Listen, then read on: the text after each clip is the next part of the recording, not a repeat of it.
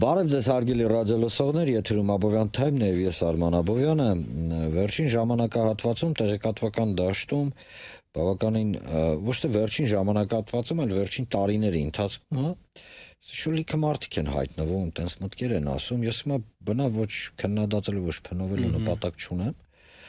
բայց այնուամենայնիվ մասնագիտական խոսք համարը չի լսվում, եւ այսօրվա ոդկասթի համահեղինակը ինքը անմիջապես մասնագետ է, ասեմ ավելին, միջազգային հարաբերությունների գծով մասնագետ, կռիվ է անում նոր հետը հաղորդումից առաջ, ասում եմ չէ, պետք է ասեմ քաղաքագետ, որտեղ քաղաքագիտություն է։ Չհամաձայնվեց, բայց ես այնուամենայնիվ պնդում եմ, քաղաքագետ Մենուանա Սողոմոնյան, բարև ձեզ, պարոն Սողոմոնյան։ Հազար բարի։ Շնորհակալություն, որ ընդունեցիք հրավերը։ Ես եմ շնորհակալ։ Պարոն Սողոմոնյան, տեսեք, առհասարակ տեղեկատվական դաշտը, թե ընդդիմադիր, թե իշխանական, լցված է հետևյալ հիմնականում, ձևաչափով, երբ որ անձնավորված անձերին, կլինի դա իշխանական, կլինի դա ընդդիմադիր, ոնց որ անձերն են ավելի շատ քննարկում, քան երևույթները։ Էսի ես արեց, էսի են արեց, էսի ես ասեց, էսի են արեց եւ այլն։ Ես չեմ թաքցնի հարգելի ռադիոլսողներ, հաղորդումից առաջ մենք խոսեցինք եւ պայմանավորվեցինք հետեւյալ ձևաչափով։ Այսօր փորձենք վերլուծել ստեղծված իրավիճակը։ Հիշացնեմ, ոչ իմ լեզվի տակ փուշկա, ոչ էլ պարոն Սողոմոնյանի լեզվի տակ փուշկա, այսինքն սա ինչ որ sense ենթատեքստեր ման չգաք, էլի։ Բայց այնուամենայնիվ եկեք փորձենք դուրս գանք անձերից, չնայած շատ լավ գիտենք ով է, ինչ է, ոնց է, երբ է։ Եվ ավելի շատ երևույթներին գանք։ Դե ամենասկզբից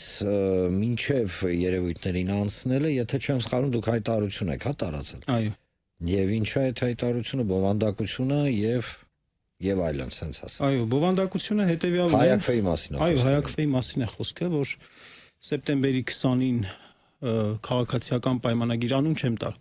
Քաղաքացիական պայմանագիր կուսակցության 7-րդ համաժողովի ժամանակ կամ ՔՊԿԿ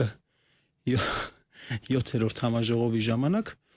հայտարարվեց 4-րդ հանրապետություն ստեղծելու, 3-րդ հանրապետությունը լուծարելու, իրական Հայաստան ստեղծելու մասին եւ ժողովրդին կանխակալ ձևով ասվեց, որ իրենք սահմանադրական մեծամասնություն են կազմելու եւ դրանից հետո էլ գնալու են սահմանադրական փոփոխությունների, որպես իրենք խնդրեցին, ասացին, մենք ուզում ենք սահմանադրական ներողություն, որ լրիվ չոտքի գնա, էլի։ Իրանք ասացին հետեւյալը, որ իրենք ակնկալում են ժողովրդից ստանալ այնպիսի քվե, որ ձևավորեն սահմանադրական մեծամասնություն եւ այդ մեծամասնության վրա հենվելով գնան արդեն սահմանադրական փոփոխությունների։ Ներողություն։ Չէ, իհարկե։ Եվ մենք սրա մեջ տեսանք շատ վտանգավոր էլեմենտներ, որ եթե իրենք խոսում են սահմանադրական մեծամասնության մասին, գիտեք, պետության ղեկավարի դիրքերից խոսողը, երբ որ խոսք է ասում, դա նշանակում է, որ այդ խոսքի տակ լուրջ նախապատրաստություն կա։ Այսինքն իրենք ամեն ինչ անելու են, որպեսզի վերցնեն այդ մեծամասնությունը, իսկ դա հնարավոր չէ, եթե ոչ օրինական, ոչ սահմանադրական միջոցներ չկիրառվեն։ Ինչու հնարավոր չի։ Մի հատ փորձենք էսել ասել։ Բազմաթիվ պատճառներով, առաջինը, որ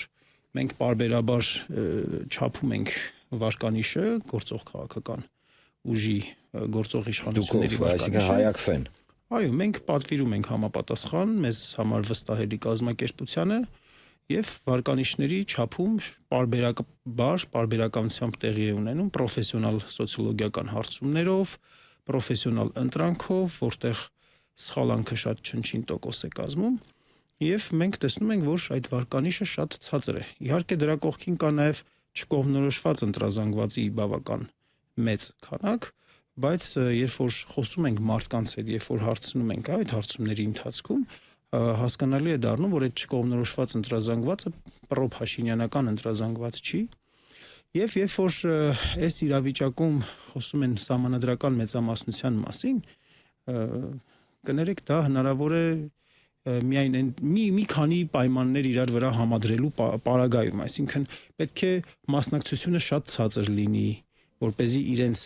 քիչ արդյունքը ավելի շատ լինի, Մի բան է, ենթադրենք, ասենք ունի օրինակի համար 10% կամ 12%,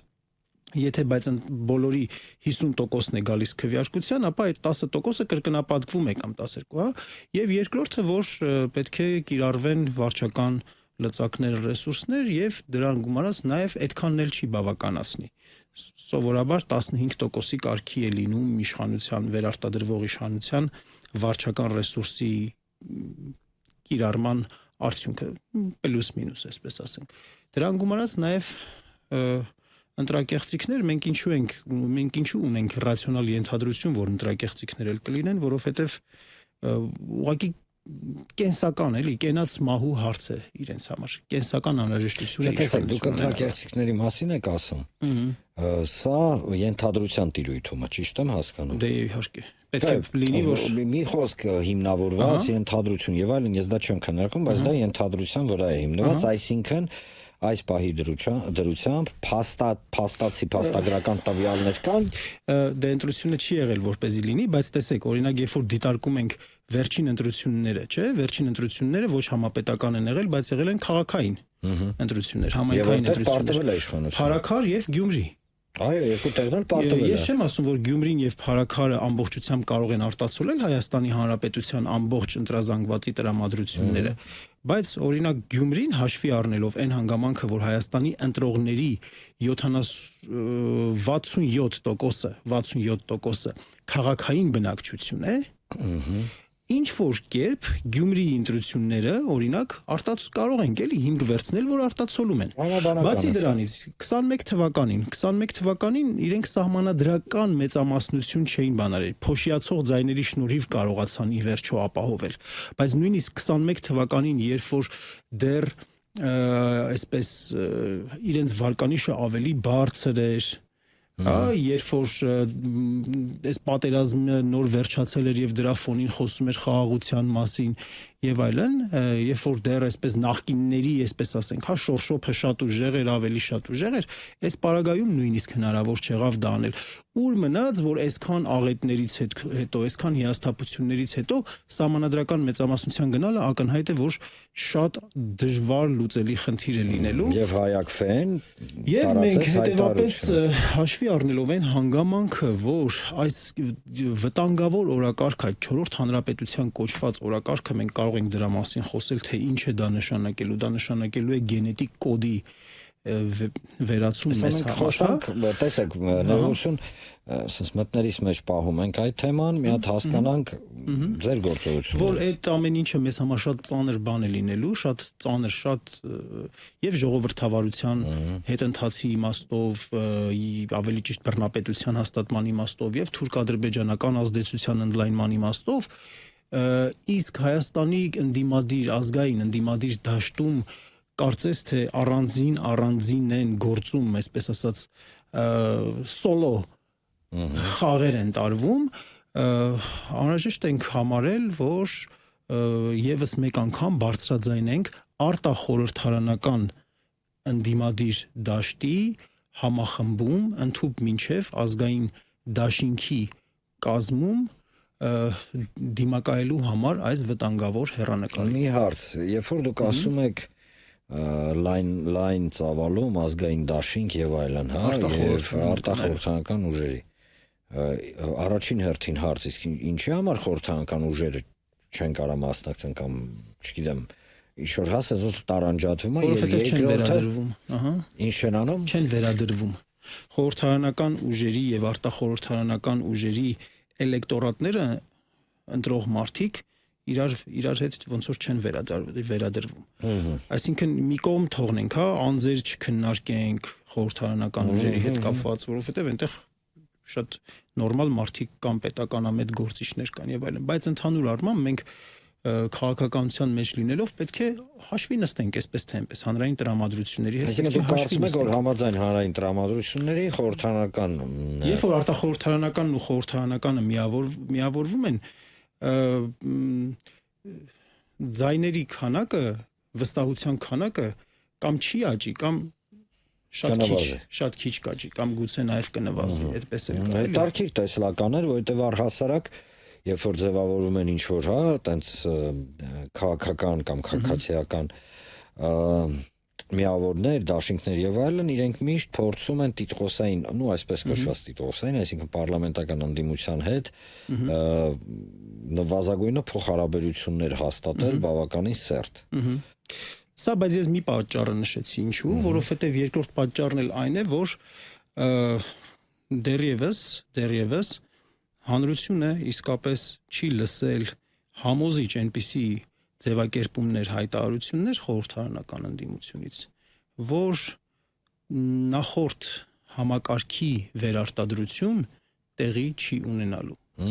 Դա դրանից պետք է սկսել, այսինքն չէ, պետք է սկսել, ես նկատի ունեմ այդ իմաստային պահը, այսինքն դուք տարանջատում եք, հա, խորհրդային արտահ։ Ես ինչու առաջինը դա ասեցի, որովհետև ես խոսեցի սպասվող աղետի տեսանկյունից, սպասվող աղետի պարագայում, այն որ ասում սատանալ են լինել պետք է ոնց որ ասած դաշնակցել այդ աղետի տեսանկյունից, բայց միևնույն ժամանակ հաշվի առնելով նաև հանրային տրամադրությունները, որոնք ոչ առանց հիմքի են, արկա են այդ անվստահությունը առանց հիմքի չէ, դրա համար շատ կարևոր հանգամանք է, որպեսզի կոնսոլիդացիան տեղի ունենա արտախորհրդարանական դաշտում։ Տեսեք, ինչ հավեմ խորհրդարանական ընդդիմությանը, հավատացում եմ ձեզ, իրենք իրենց զանգված ունեն, իրենք իրենց ընտրող ունեն, իրենք ունեն բավականին լայն, հարաբերական իհարկե առումով ընդդիմադիր հայացքներ ունեցող, հա, մարդկանց միջև ոնց որ աջակցություն եւ այլն, բայց հետաքրքիր մեթոդաբանություն է, հիմա չեմ քննարկում մեթոդաբանության ռելևանտությունը կամ արդարացումը, վստահաբար դուք հայակվեի ձեր ակտիվով, հա, որին շատ լավ ճանաչում եմ, որտեղ կան իմ լավ ընկերներս, մարդիկ ովքեր իմ հետ ազգային ժողովում են աշխատել, հա, Աննան Կոստանյան մասնավորապես։ Գիտեմ, որ շատ համակարգված եք մոտենում այս հարցին, ինչևից է, հիմա ոչ քննադատում եմ, ոչ գովաբանում եմ, քանզի կարող ենք քննարկել։ Հա, չէ, ես ինչի համար եմ ասում, շատ պարզ պատճառով դուք լինելով բավականին ներկայացված հայկական քաղաքական դաշտում առաջարկում եք որոշակի ձևաչափ, դե հիմա այդ ձևաչափը առաջարկեցիք, ձևաչափի բացատրությունը տրվեց, տեսնենք թե հետո ինչպես կզարգանան իրադարձությունները, ամենայն դեպս կարող եմ ասել մի բան, ոչ ստանդարտ տենց քայլ է, էլի, իրականում ոչ ստանդարտ, ստանդարտներից դուրս։ Չգիտեմ, միգուցե աշխատի։ Մի անգամ մենք հնարավորություն ունեցել ենք քաղաքական իրողություն ձևավորելու, դա հենց ստորագրահավաքն է եղել։ Երկրորդ անգամ գուցե այդ դա կլինի մասնակցել եմ։ Այո, դուք էլ մասնակցել եք, շնորհակալություն իհարկե։ Շնորհակալություն ձեզ։ Երկրորդ անգամ էլ կլինի, դա մասնավորապես հիմա, որ ներկայում մենք շատ հստակ պարզ բարձրացնում ենք կենսաթոշակների բարձրացման հարցը եւ հայտարարել ենք, որ դրա հետ կապված լուրջ գործընթացներ ենք սկսելու, սոցիալական բլոկ լինելու, այո, նաեւ այդպես, իհարկե, բնականաբար, որովհետեւ մենք այստեղ շատ մեծ անարդարություն ենք տեսել այն պարագայում, երբ որ պետական բյուջեն 7 տարի առաջվա համեմատ 2018-ի համեմատ 130 եւ ավելի տոկոսով է աճել, բայց կենսաթոշակները աճել են ընդամենը 22%-ով, իսկ գնաճը եղել է 26%, այսինքն կենսաթոշակառուն 7 տարի առաջվա համեմատ իր թոշակով ավելի քիչ ապրանք է գնում, մինչդեռ երբ որ բյուջեն 2.5 գրեթե անգամ մեծացել է։ Եվ մենք կոնկրետ ցույց ենք տալիս այն տողերը, որոնք կարելի է եւ չանել, որտեղ ուռճացված ծախսեր են եւ իշխանության պահպանման ուղղված ծախսեր են, եւ դա ես զգուշավոր լավատես եմ այդ հարցում, որ նոր իրողություն ստեղծելու հնարավորություն կունենա հայակվեն։ Վերադառնանք Չորրորդ հանրապետություն, տեսեք, ես հիմա կաշխատեմ այն նարատիվներով, որը իշխանությունն է։ Ասում կամ բացատրական, հա,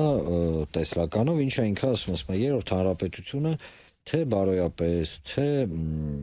գաղափարապես, բոլոր առումներով ինքը ավարտվել է եւ դա իրանք ասում են, դա ես չեմ ասում։ Հա։ Ինքը ավարտվել է եւ պետք է նոր ֆորմացիա, որը կամապատասխանի նոր տեսլականի, ենթատեքստով գնում է հետեւյալ միտքը, որ Երրորդ հանրապետությունը իր փիլիսոփայության մեջ ագրեսիվ դրսևորումներ ուներ, հա, այս Արարատի բանես խայտարակությունը, որ կատարվում է, չէ, որ իշխանություն Արարատ բան կնիքներից անել եւ այլն, ինքը հենց այդ կոնտեքստի մեջ է էլի տեղավորվում, որ գիտեք ինչ կա, մենք քայլեր ենք անում, բարձվում է, որը ջայնաստում է հարևաններին եւ լարվածություն է ձևավորում տարածաշրջանում եւ մենք պետք է այդ լարվածությունը թոթափենք եւ այլն, այսինքն լիքը բան են ասում։ Ես կրկնում եմ, ես համաձայն չեմ իրանց ասացի հետ, որովհետև բազմաթիվ անգամ ես հավատում 10,000 անգամ ապացուցել եմ, որ տենց չի, բայց ինձ հետաքրքիր է ձեր կարծիքը։ Եվ ասում են, որ պետք է ձևավորվի նոր աշխարհաքաղաքական կամ էթնոքաղաքական միավոր, որի հիմքում ընկած է լինելու մի գաղափար՝ խաղաղություն։ Առաջ ընկնելով սուրտս կտրակի էլի մենու ջան, չասեմ, երբեք ժողովուրդ ջան հիշեք ոչ երրորդ հանրապետությունը, ոչ երկրորդ, ոչ առաջին, ոչ հայկական, չգիտեմ, պատմագրական, հա, բոլոր տվյալները չունեն գետ մեկ տվյալ, որտեղ մենք եղել ենք ագրեսոր։ Որոշել ենք մտնենք Թուրքի հող գրավենք, չնայած ոնց հասնենք Ալտայ։ Իրանք են եկել Ալտայից մեր մոտ եւ այլն։ Այսինքն ստեն հենգափոխություն է գնում ըստիս։ Իհարկե։ Ձեր կարծիքով ի՞նչ է չորրորդ հանրապետությունը։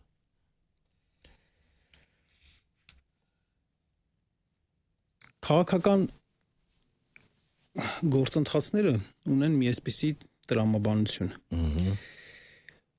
Որևէ նպատակ,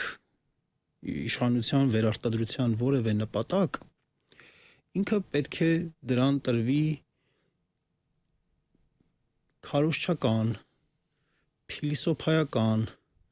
արժեքաբանական, ինչ որ փաթեթավորում պետք է տրվի։ Ինչ որ բառեր, ինչ որ արտահայտություններ պետք է դրվեն, որոնք որ ժողովրդի կողմից մատչելի, հեշտ կընկալվեն, կլինեն հրապուրիչ, գրավիչ եւ առաջ կբերեն համապատասխան ընտրական վարքագիծ, համապատասխան էլեկտորալ վարք։ Այդ բաներից մեկը, այսպես ասած, չամիչներից մեկը, իզյումինկաներից մեկը, օրինակ հետեւյալն է, ասում է. պետք է դադարեցնենք հայրենիքի փնտրտուքը։ Մենք ունենք հայրենիք, դա Հայաստանի Հանրապետությունն է, 29743 քառակուսի կիլոմետր, եւ մենք պետք է դադարեցնենք հայրենիքի փնտրտուքը։ Այդ ո՞րն է, մենք հայրենիք ենք փնտրել, հա, մենու ջան։ Այդ եմ ասում։ Ով է փնտրել հայրենիք։ Երբ ենք փնտրել։ Օրինակ մենք առավոտը զարթնում ես Արման ջան, առավոտը զարթնում ես։ Ասում ես՝ ուրա հայրենիքս, հա։ Չէ, մի րոպե, հարգելի ռադիոլսողներ, դուք հայրենիքը փնտրել եք։ Չէ, ես տես չեմ ուզում հիմա էլի քննադատության մեջ ընկնեմ, հա, բայց ինձ հետաքրքիր է ով է փնտրել հայրենիք։ Մի հատ ինձ բացատրեք։ Եթե նկատի են ունենում այն, որ օրինակ Արցախը պետք է այլևս չկոչենք հայրենիք, դա ուրիշ հարց է։ Դրա մասին պետք է հենց այդպես էլ խոսեն, թողասեն, բայց արդյոք դա լավ Արևմտյան Հայաստանը, արդար է, Նախիջևանը 2 տարի առաջ այնտեղ մարդիկ էին ապրում։ Մի պապիկ կար, որ եկել էր մեր տանն էլ ժամանակավոր բնակվում էր, այդ մարդը իր ծննդյան օրվանից ապրել էր Արցախի Բերթաշեն գյուղում։ Իր ամբողջ կյանքը այնտեղ էր անցել, իր պապերը, իր պապի պապերը, իր ինքնությունը, ամեն ինչը կապված էր այդ հողի հետ։ Հիմա այդ մարդը նույնիսկ այսպես ասում էր ամեն թորանս անունով հողի մեջ մի տակառ գինի էի թողել, որպեսզի հարսանիքներին բացեմ։ Հիմա այդ մարդուն գնամ ասեմ, գիտես ինչ կա, պետք է դու դադարեցնես հայրենիքի փնտրտուքը։ Քո հայրենիքը 29743 քառակուսի կիլոմետր է։ Այսինքն ձևավորում օրակարգ, հա, որը ընդհանրապես իրականության հետ կապ չունի, այդ օրակարգի վրա կառուցվում է քաղաքական ճարտարապետություն, շուտ, հա, թեզեր, որպեսի, հա, ասվի հետեւյալը, որ գիտեք, մենք հիմնական ասելիքը հետեւյալն է իրենց ասածը, որ մենք խաղաղություն բերողն ենք, մնացած բոլոր ուժերը, մնացած բոլոր անձինք պատերազմ բերողներն են։ Նորից դաշտը բաժանվում է, նորից բնակչությունը, հասարակությունը բաժանվում է, ուզում են բաժանել երկու հակամարտ ճամբարների, պատերազմասերների եւ պատերազմամերժների, այսպես ասենք, հա, եւ իրենք դիրքավորվում են որպես պատերազմը մերժողներ, մնացյալն էլ պատերազմասերներն են։ Ես եւ դու էլ Արման ջան ուզում ենք, որ այսպես պատերազմ լինի, որ հրթիռներ ընկնեն մեր գլխին, այսինքն մենք սա խաբեություն է պարզապես։ Սա խաբեություն է։ Միգուցե հակառակ է process-ը, մենք չենք ուզում պատերազմ։ Բնականաբար իհարկե։ Որովհետև իրականում ես գիտեմ մի բան, որ պատերազմի կներես, որ մասնագիտական մեր մոտ զրույց է գնում, Ժորժ ջան, պատերազմները առհասարակ 3 հիմնական պատճառ ունեն՝ դա տարածք, ռեսուրս եւ քաղաքական ազդեցություն։ Սա է 3 պատճառը, որ ագրեսորը քեզ խփում է։ Այդ 3-ի հիմքում ընկած է շատ կարևոր ֆունդամենտ՝ ինքնությունից հրաժարում կամ զրկում։ Մեր սա կռիվները ինքնության կռիվ էին։ Հիմա եթե դու ինքնությունից հրաժարվում ես, կարող է գայթակղություն լինի, մարդիկ ասեն այս պարագայում մեզ չեն սպանի, ոչ։ Բայց ձեզ չէին սպանում նրա համար, որ մենք բոլորս ունենք ինքնություն, եթե դու ինքնություն չունես, դու դառնում ես թնդանոթային միս, ընդամենը։ Ճիշտ կարող է մի քիչ sense կոպիտ է հնչում, բայց դա այդպես է մենու է։ Իհարկե, վայրի բնության մեջ նապաստակը կամ գառը խելոքա չէ, իրան հանգիստ է պահում, խելոքա։ Ագրեսիվ չի եւ խոտել ուտում է։ Արդյոք դա գայլին զսպում է, որպեսզի ասում է դե խելոք գառա կամ խելոք նապաստակա չուտեմ իրեն։ Ոչ, չէ։ Բնականաբար ընդհակառակը։ Իսկ ինչպես Հանս Մորգենթաուն միջազգային քաղաքականության ռեալիզմի հայրերից մեկը շատ դիպուկ բնորոշել է, ասում է, որ միջազգային քաղաքականություն, ինչպես քաղաքականությունը առհասարակ, հիմնված են մարդկային էության վրա, մարդկային էության շրջանակում գործող օրենքների վրա, օրենքներ, որոնք նաև բնական են, այսպես ասած։ Եվ բնության օրենքներով է այս ամեն ինչը կառավարվում։ Հիմա տես, Չորրորդ հանրապետության կոնցեպտի մեջ խաղաղությունն է, վերադառնալով Չորրորդ հանրապետության կոնցեպտի, որը իր մեջ ներառում է հետևյալ թեզը. հանում ենք բոլոր հուզող հարցերը, բայց բոլորը կարող ենք անել։ Ես ասում եմ, ինչ ասվում է։ Հա տանեմ, ինչ ասում է, եթե մենք այսօր ասում են, որ Արարատը աշխարհագրական կետ է այլ պետության մեջ, ուսես լուրջ դեմքով ինչ-որ բաներ են խոսում Արարատի մասով, երբ որ ասում ես ընկեր, ընդհանրապես կապ չունի աշխարհը, դու քեզ է դի անում, կամ որ մի հատ թեզային է բերել, վայ մամա ջան, արա ես այդպես պրիմիտիվնի բան չէի լսել, ասում եմ, բա ինչ կանեիք, եթե Թուրքիայի կնիքի վրա լիներ խուստուկ, այ Ժորժ ջան, խուստուկը պետք է լինի Թուրքիայի կնիքի վրա, եթե ինքը չի հանդիսանում Թուրքիայի սիմվոլ, Թուրքիայի սիմվոլը հանդիսանում է լուսինը, գայլում եկել Ալտայսկի կրայ։ Դա են իրան կպցնում, չէ՞։ Ախր այդպեսի մի հատ պատմություն է եղել, չէ՞։ Զգում ես չէ անհարգանքը ինչ խորն է էլի մարդկանց հանդեպ արա։ Իհարկե։ Գժվելու բանը։ Այդպեսի պատմություն է եղել, դա չգիտեմ առասպել է եղել, թե պատմություն է եղել, համենայն դեպս կարևորը իրականությունը չէ, կարևորը ասելիքն է, որ ժամանակին, երբ որ խորհրդային Հայաստանի գերբի վրա Սարյանը պատկերել էր Արարատը, ասում են, որ թուրքական կողմից նոտա է եկել Մոսկվա։ Այդ իրականում է Չիչերինին։ Չիչերին, դա այո, դե ես անկեղծ ասած չգիտեմ, որովհետև իրականում 37 թվականին աշնաններ այդ։ Եվ պատասխանը տրվել է, որ ինչի մեր պետության սարը պատկերված է խորհրդային Հայաստանի գերբի վրա եւ պատասխանը եղել է հետեւյալը, բա ինչի լուսինը պատկերված է ձեր դրոշի վրա։ Այսինքն դուք հավակնություն ունեք լուսնի նկատմամբ։ Դե հա։ Ու գիտեք, այստեղ խնդիրը նաեւ ինչումն է։ Թուրքական կողմից անգամ մենք ձևակերպված պահանջել չենք լսել, որ հանեք Արարատը։ Դրանք հասկանում են աբսուրդը։ Չնայած կուզենային, կցանկանային, կերազային, բայց նույնիսկ իրաց մտքով էլ չի անցնում, որ կարող է տես բանել։ Եվ այս գործելակերպով այնքան աննպաստ ծանր դրություն են ստեղծում հետագա իշխանությունների համար, որ հետագա իշխանությունների համար ազգային շահ հետապնդելը իսկապես շատ բարդ դառնա, էլի վտանգավոր գործընթաց դառնա։ Գալիս են կարևոր մի բանի այսօր մեզ ասում են, ուղիղ չեն ասում, բայց փորձում են առաջ տանել, որ ազգային շահը չպետք է հակասի պետական շահի։ Դա հավասարազոր է, հարգելի ռադիոլսողներ, մի հարց է, որ ամենահիմար հարցն է, չէ, որ երեխուն ասում են ում ես ավելի շատ սիրում, պապային թե մամային։ Դի նույն տիրույթի մեջ է, այսինքն ազգային եւ պետական շահը իրենք ներդաշնակ մի շահ է։ Իհարկե։ Երբ որ դու իրաց տարանջատում ես, դա նույնն է, որ երեխուն կայնասուն ասում ես սիրում ավելի շատ, պապային թե մամային, ամենաապուշ հարցն է իմջալը։ Ինչու, որովհետեւ պետության ինքնիշխանության հիմքում ընկած է ազգի հավաքական կամքը Այո, եւ իղձերը։ եւ եղձերը։ Եվ պետության իմաստը ինչու՞մն է։ Եթե մենք կարող ենք օրինակ ասենք, եթե պետության իմաստը կուշտ ուտելն է, մենք կարող ենք Ամերիկայում կուշտ ուտել, Ռուսաստանում կուշտ ուտել, Վրաստանում կուշտ ուտել, չէ՞։ Ասեմ ավելին, եթե հերոսը հայք վճարողն է, ինքը կնա հարկը վճարի Ռուսաստան, Ֆրանսիա, Հետևաբար մենք պետություն Ամերիկա։ ենք ստեղծում, որպես իղձ ենք, խորենացին լացում էր, չէ՞, երբ որ մեր անկախ պետականությունը կործանվում էր, խորենացին ողբում էր դրա մասին։ Ես չեմ կարծում, որ խորենացին ողբում էր անկախ պետականության համար նրա համար, որովհետև սոված էր մնացել։ Խորենացին ողբում էր, որովհետև ինքը տեսնում էր դրա վտանգները տեսակի պահպանության, մշակույթի պահպանության, դիմագծի պահպանության դիրքերից էր տեսնում եւ հիմա այդ պետության իմաստը, երբ որ մենք պետություն ենք կառուցել, հենց նրանում է, որպեսզի մեր այս լավ տեսակը,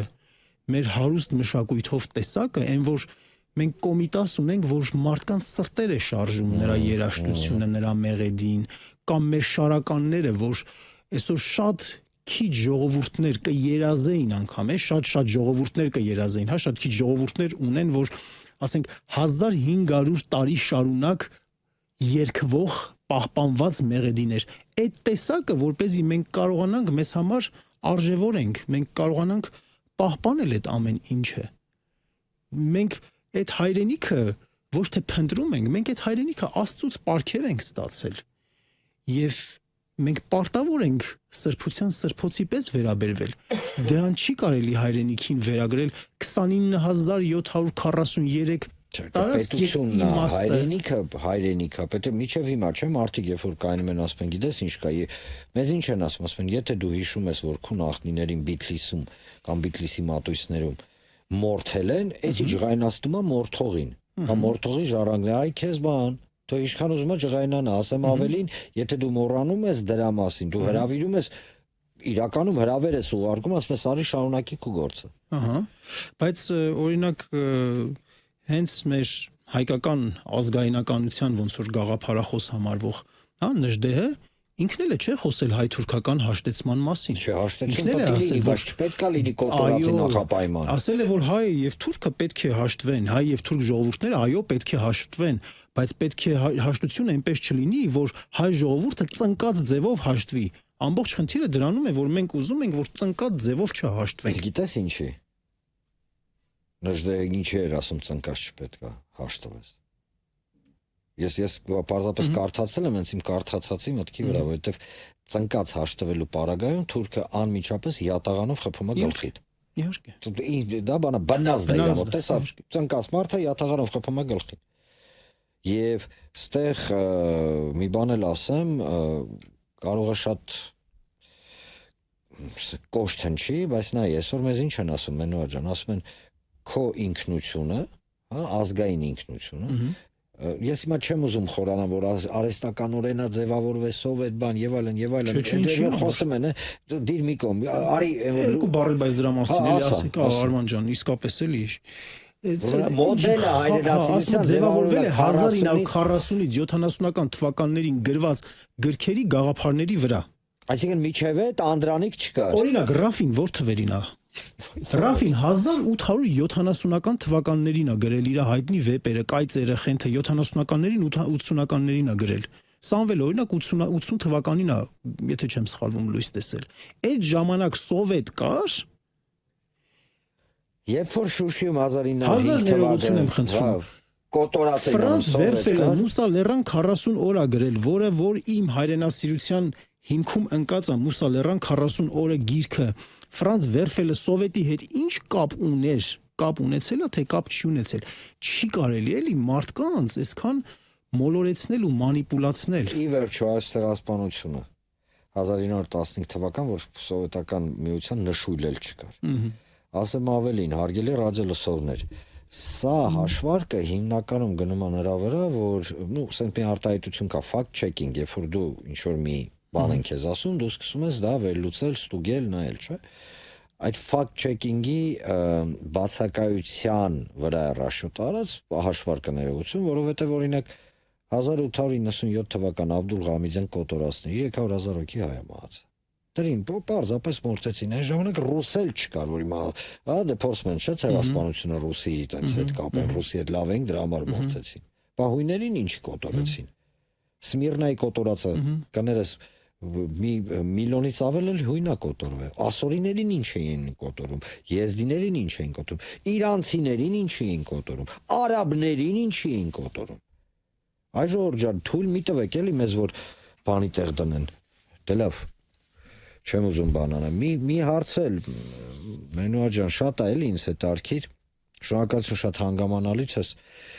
բացատրում ամեն ինչ, տես։ Մենք հասկացանք, որ այսօր իրականում ինքնության խնդիր է։ Ճիշտ եմ հասկանում։ Ինքնության պահպանման խնդիր է։ Դրա հետ մեկտեղ ինքնության պահպանումը ունի սիմվոլիզմների, հա,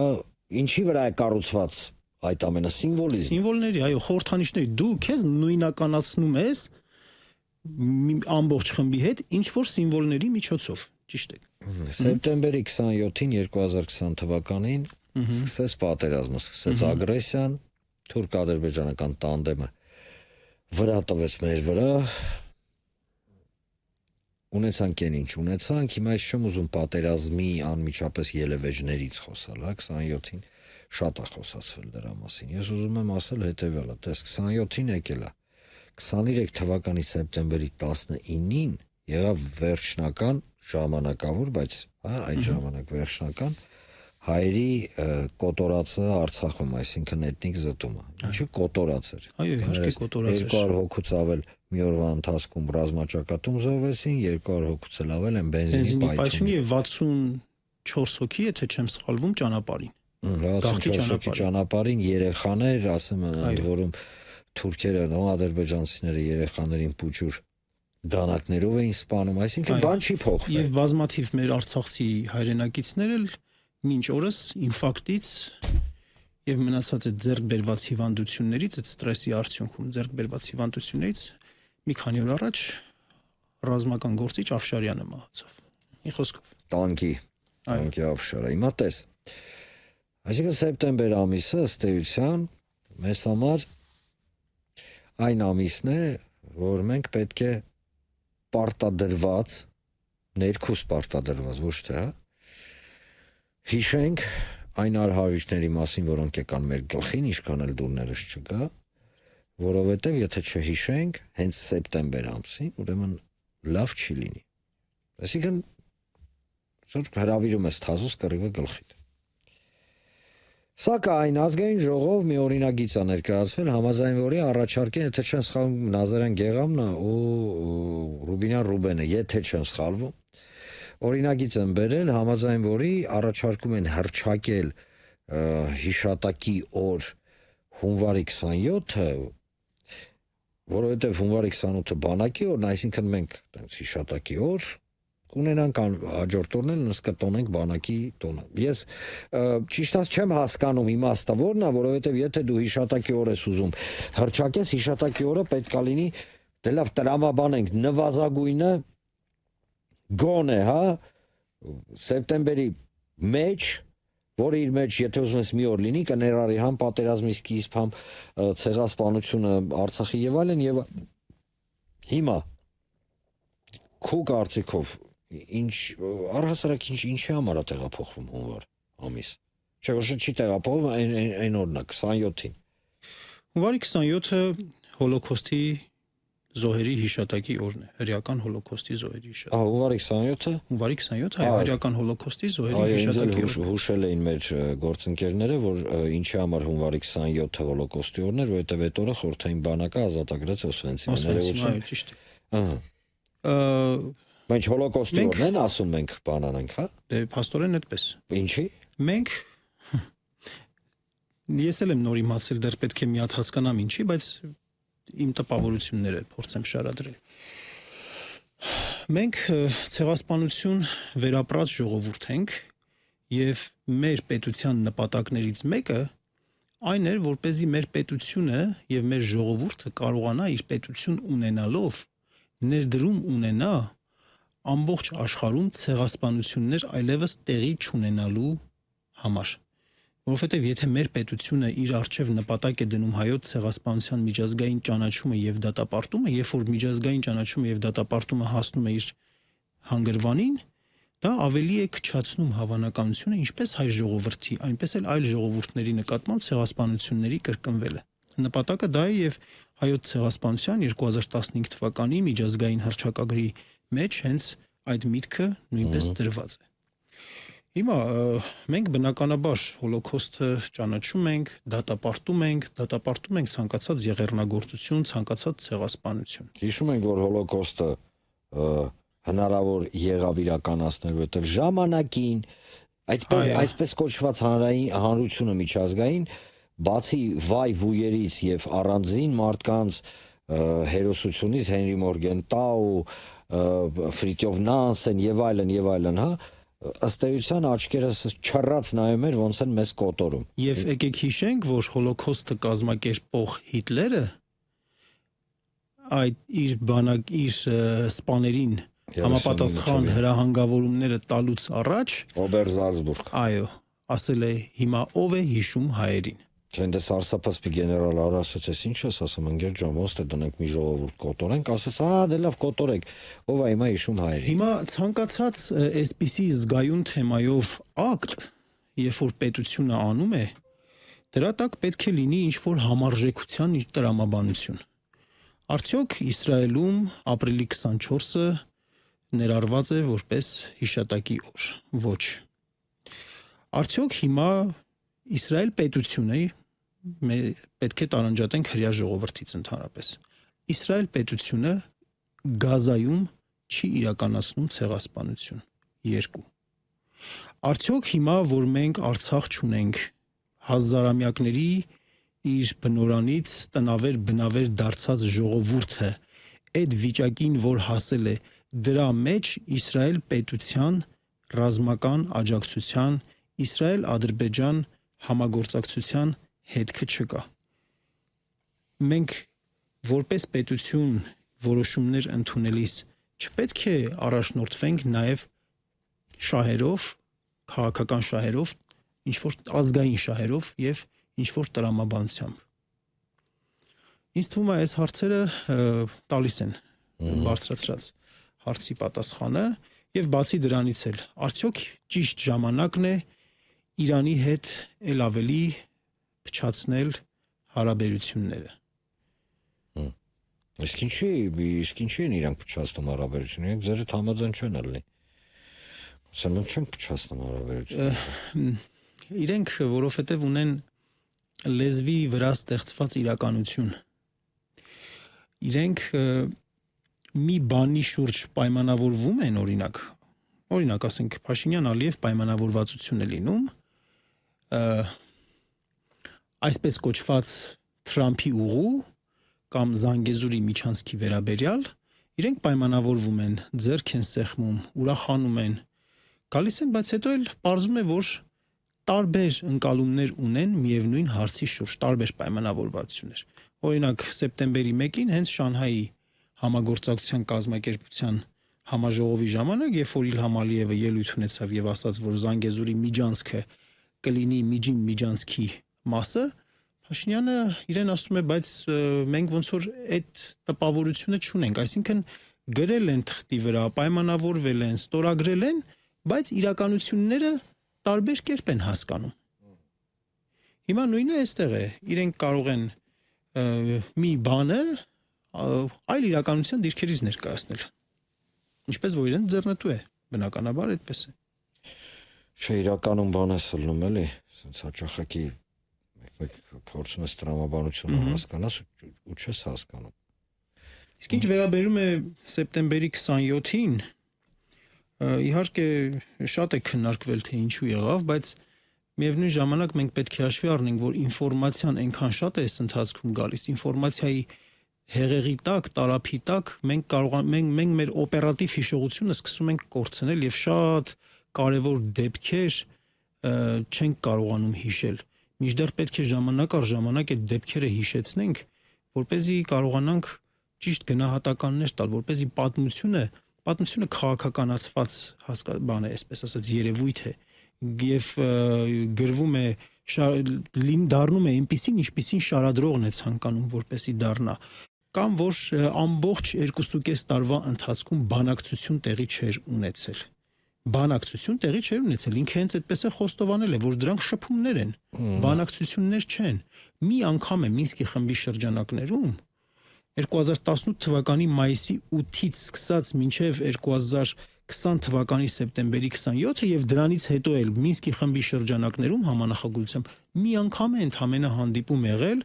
Վիեննայում 2019 թվականի մարտի 29-ին, այդ մի հանդիպումն է եղել։ Բանակցային գործընթաց չկա։ Ինքը թայմ-աութ է վերցնում եւ բանակցային գործընթացի մանրամասների մասին տեղեկանում է ոչ թե լավ նախկին նախագահներն իր աշկի գրողն էին, ասենք նախկին արտգործնախարարներից, Արցախի նախագահներից, բանակցային գործընթացի մեջ ներգրավված մարդկանցից ինքը իրենց հետ չի շփվում, իրենցից ինստիտուցիոնալ հիշողություն չի վերցնում, ինքը գնում է Ալիևից է ճշտում բանակցային գործընթացի մանրամասները։ Դե սենց ասեմ, այն տրամաբանությունը, որը դրված էր իրանց գործողությունների մեջ, իրենք բավականին